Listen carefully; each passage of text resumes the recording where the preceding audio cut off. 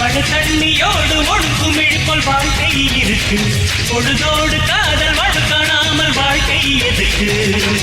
முட்டுக்களை எடுத்தால் தீத்துளிகள் இருக்கு.